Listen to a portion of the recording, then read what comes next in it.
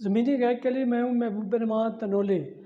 پاکستان میں عام انتخابات کا بگل بج چکا ہے، انتخابی مہم شروع ہو چکی ہے، لیکن یہ انتخابی مہم جو ہے محدود ہے پیپلز پارٹی اور مسلم لیگ نون تک۔ پی ٹی آئی کے امیدواروں کو نہ تو پہلے حصہ لینے دیا گیا تھا، کاغذات مسترد کر دیے گئے تھے۔ جب ان کے کاغذات بحال ہوئے تو ان میں بھی چیدہ لوگوں کو باہر کر دیا گیا الیکشن سے، خاص کر عمران خان تو بالکل اس سے آؤٹ ہو گئے۔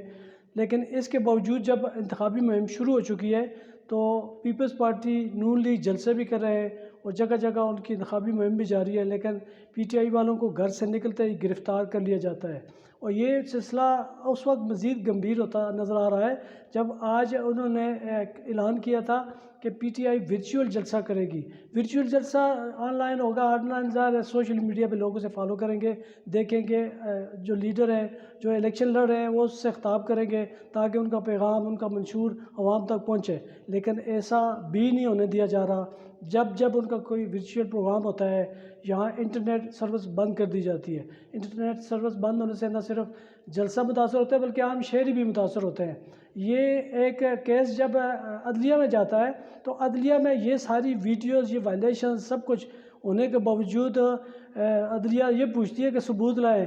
اب ثبوت ساری دنیا کو پتہ ہے، پتا پتا بوٹا بوٹا حال ہمارا جانے ہے، جانے نہ جانے گلی نہ جانے باغ تو سارا جانے ہے۔ یہ صورتحال چل رہی ہے۔ اب اس کے باوجود جو ابھی تک مختلف آ رہے ہیں سروے آ رہے ہیں اس میں پی ٹی آئی بہت آگے ہے، لیکن بتایا یہ جا رہا ہے، ذرائع یہ بتا رہے ہیں جو پروگرام بن رہے ہیں اس کے مطابق یہ ہے کہ مسلم لیگ نون کو جتانے کے لیے تمام تر جتن کیے گئے ہیں اور وہ مختلف حلقوں میں۔ اس کی اسلام آباد سے ایک مثال ہے۔